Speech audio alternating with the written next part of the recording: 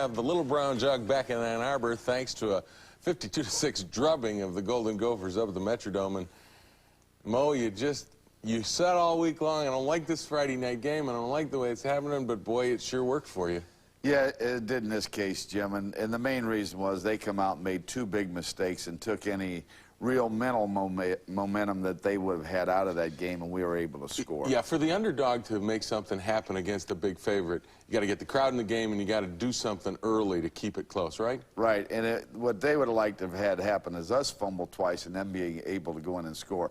And they kind of handed us a game early. But I will say, you know, our kids, you got to take advantage of those opportunities, and our kids did that, and then it got into a situation where we got a chance to play a lot of people, and unfortunately we got too many people hurt again. Yeah, we'll talk about that a little later, but one of the things that you talked about was you were worried about their mental state, and the kids really responded, even though that you were worried. I think our kids have played pretty hard all year, and that's the key. Right here, they fumbled the football, and Brian Townsend, who Jim is having a fantastic year on defense for us. I can't say enough about how he's developed in his 5th year. That was their first play from scrimmage. Then you come right back. I always call that, Jim, because you said you liked that play. I like that play. I kind of throw it to Desmond. Just get Desmond the ball with some room. It helps.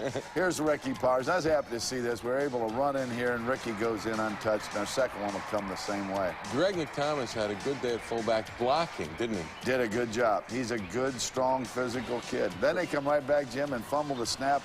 Center quarterback exchange, and Eric Anderson, who is also having a good year, as is Brian Townsend, fell on this one. And then you take my advice again, get it to Desmond. Get it to Desmond on a reverse. And Desmond, they could have given him a touchdown here, but they put it on the 1-inch line. Right there, he goes in over the flag, and could have given him another one. But McThomas there on a good block, Jim, as you said earlier, kicked him out that time rather than logging him in, and Ricky goes inside. McThomas, of course, filling in for Bernie Leggett, who was injured, but that puts you up 14-0.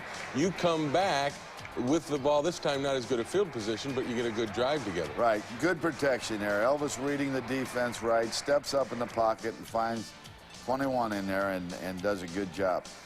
Like to go to the air against this Pub. They were stingy against the run. Well, they were twisting everybody in there and really hurting us running-wise. See, we only got 200 yards running. You know, against Michigan State, we had 300 against the same defense. This front's a little more veteran group.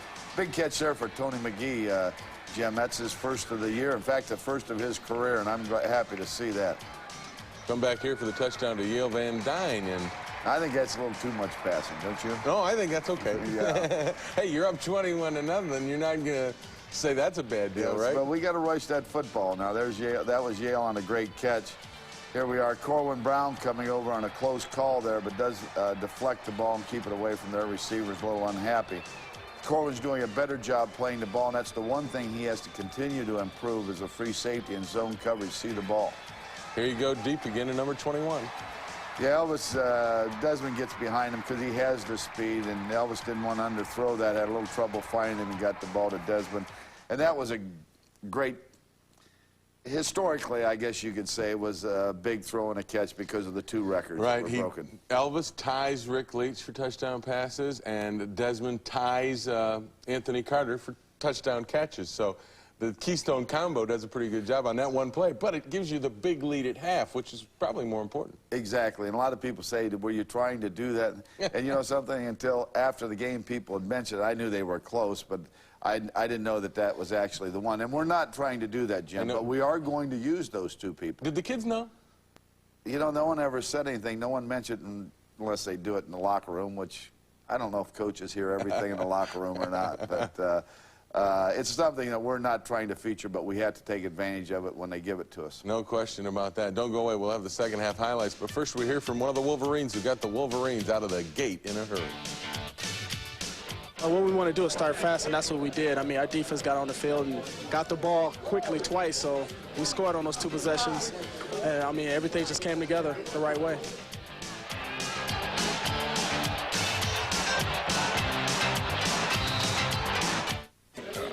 Usually the seniors come out, but we had a couple problems inside, especially Elliott, Milia, and Doherty went down. So I just did what any good Michigan man would do and play when my team needed me.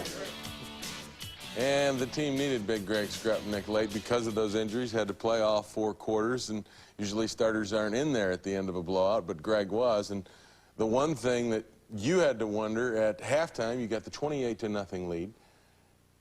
Those are the games that the previous coach that coached here used to hate the second half because it just seemed to get sloppy. It does get sloppy because you use different people, which you're happy about, though, and yet their concentration isn't quite there. You know, you like those tough games sometimes because it keeps your concentration, and I think we got a little sloppy, particularly after we added the injuries. Here's a big surprise from you. Early, your first possession, you fake a punt. Yes. As you know, Eric Anderson was a fullback in high school, and he can run that play very well, and did a good job, and it was there, and we took advantage of it. And so you want to have a complete kicking game. Those plays are nice when they work. Well, that one worked, and it kept possession. You had the ball to open the third quarter of the lead 28-0, and to put a exclamation point, you started down there, but then the kicking game failed you. Right, we missed a field goal here, and we hit it later, but we got to get a little bit better at that. And I think JD's going to start getting that confidence back, and we're going to need that going down the stretch. Defense got some pressure on. Right, here's Brian Townsend putting the pressure on, and Buster Stanley coming up with a big sack. Buster Stanley, the last 2 weeks, has had some key negative yardage plays. Get the ball back, go right to the air again, and Minnesota Played a loose zone. We dropped the ball off to Jesse. He makes a good cut there and makes valuable yardage for a big first down.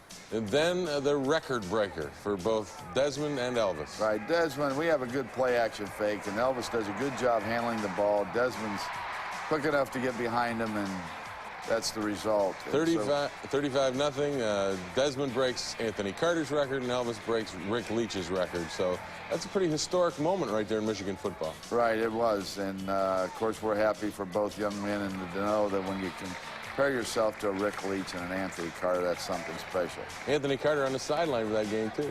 Right, that was something. This is their only drive, Jim, that they go down and score. I thought our defense played a lot better. Still things we had to improve. The two things I think is pass coverage, and we got to run the ball better. We're going to work on our running game more. Fleetwood gets some time there. You're working with a second-string defensive backfield, but again, guys getting a little bit too much room in your zone, right? Right, and those guys, Jim, are not completely second-teamers. You're going to see more of Coleman Wallace and Alfie Birch. There's a fumble there. I never thought they scored, but the officials give it to them. But some of those young kids, you're going to see more and more in there. We want to alternate those people. 35-6 at that point. You come in with a new quarterback. This is Todd Collins going to work. Todd Collins does a good job here. He dumps one off to Tyrone Wheatley in the flat. I thought, other than one big fumble and this fumble, although you can see him hustle for it and get it before it goes out of bounds, Tyrone got a little more confidence, but he cannot drop that ball. Here he is on a sweep on 3rd and 1. He got a lot of work, too, in this fourth quarter. He got more carries than any of you Right. backs. The problem we had there is we have 3 tailbacks, and in a game like that, you're trying to save your others a little bit, but you don't want to get anyone hurt. But at the same time, you want the veterans to be able to play and get some practice. There was Levicius Johnson, a young receiver for us, or a new receiver for us, making a good catch from Todd Collins, and then J.D. adding the field goal. That makes it 38-6 at this point, and you're really emptying the bench line. You got a look at a lot of kids, didn't you? Right. Here's Pat Maloney. That's good zone coverage there. They overthrow the ball, and then you have a defender in the play.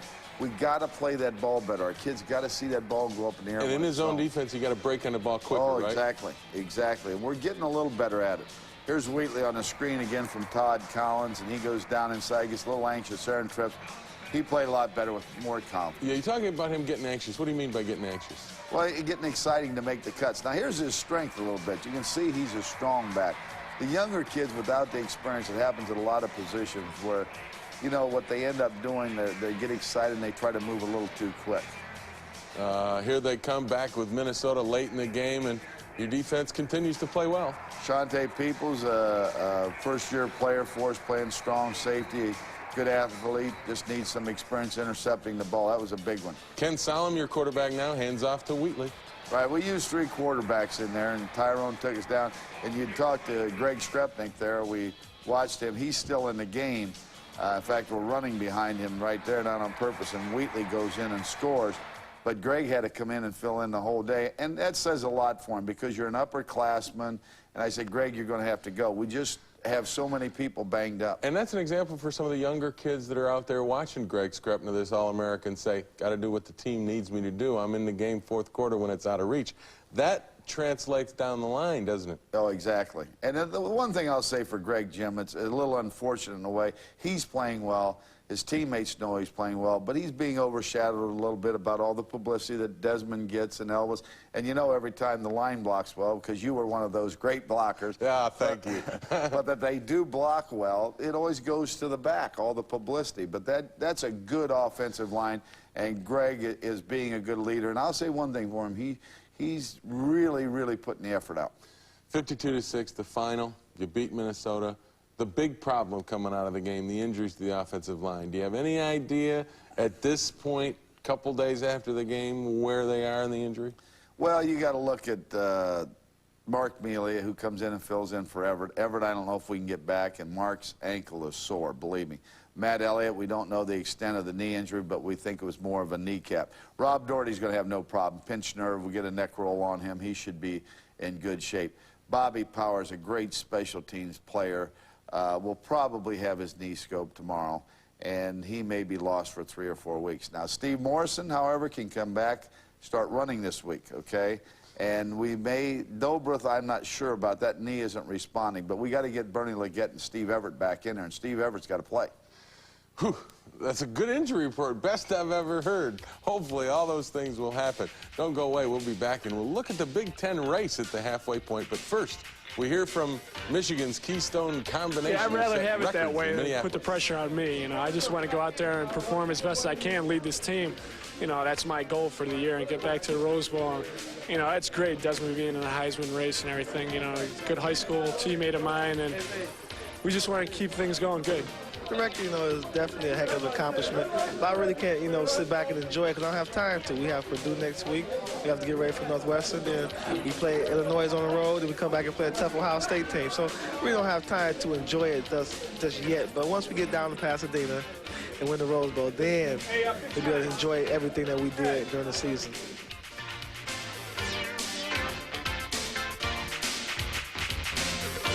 Exactly where we want to stay to, Jim, and that's going to be the hard part. It's nice to be there, but, well, we'll have to say one thing. It's a lot better than the position we sat in a year ago. I know. The thing about it is there are some changes, I think, in what a lot of people thought the Big Ten was going to be like underneath you.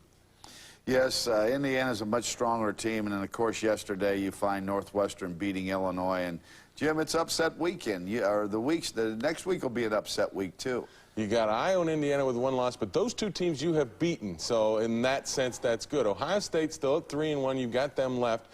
Illinois, Purdue at 2-2. You've still got to play them, but they've got the 2 losses. You don't have any losses, so you've got 2 games on them. Exactly, and that's going to help. But you look at Illinois game as an important one for us. We have to go to Champaign. You got to win that game, and they got an easier schedule coming up now. But Ohio State, the thing that's going to be good about them is they got tough teams to play. Yeah. And if they get through those are going to make you better. Here's what you have left. Purdue and Northwestern at home, then at Illinois, then Ohio State at home. And the key about that one is that your 2 tough games, if you count Purdue and Northwestern as games that probably you should win, are back-to-back on the road at Illinois and then Ohio State at home. Right, but Jim, when you're supposed to win, you got to get better. Just like, you know, I'm not sure how much better we got up at Minneapolis. That score got out of hand. But are we going to get better when we play Purdue? But we got to win. That's number one. You'll take the win, however. But you got to win those games, and you got to improve. Because if you don't, it's going to be a shocker at Champaign. And that's what you've got to contend with is the 2 games, Purdue, Northwestern, you should win, okay? Then you go down to Illinois, and you get into a 4-quarter slugfest, and you're a little worried heading into that after having 2 teams that where you may get out of hand. Exactly. And I think, again, I go back to one thing. If you're going to be great at the end of the season and you're going to attempt to win it all, you got to approach every game as a big game. Now, most people say, well, you can't do that and you can't do it. But what I'm saying to you, it's got to be a big game, and our kids are going to have to go to work. They're going to have to get better. We got to rush the ball better, and we got to play better pass defense. Other big news in the Big Ten this week. Bill Mallory suspended for a game for publicly criticizing officials. Any comments from you on that? Wasn't it pretty severe? Well, I think that's a severe penalty. I expressed my feelings about that at the Big Ten meetings this summer. I don't think it's fair in football when a coach can be suspended for 1 game out of 11. A baseball coach maybe 1 out of 60. But I think that's a harsh rule. We all know the rule, and I guess we have to live by it because We sat around there and accepted it. But you can say anything you want to official on the sideline. You just can't say it to the media, right? Right. Anything that happens on the sideline, you can get kicked out of the game or get a big penalty. It's after the game how you express yourself to the media. But I will say one thing, Jim, and I want our people to understand, that did not have a lot to do with the outcome of that game. There were a lot of bad calls in that game, and I know and I understand my opinion. Of course, I'm prejudiced, obviously, but we had as many bad calls as they did. But it's a fact that you are not supposed to criticize the officials publicly. They don't want that part to get out of hand. I think that's a very severe penalty, and I just think if it happens to me, you're going to have to come up with $10,000. No chance. Purdue is next week. Don't go away. We'll have the scouting report. But first, we hear from Chris Hutchinson about that Purdue Boilermaker squad. We don't have any room to let up. We got a nice 2 days off, so that's going to be fun. Sitting back tomorrow, watching all the games on TV, but especially with Hunter. You know, I haven't heard a whole lot from what he's done, but you know, I know he can play football.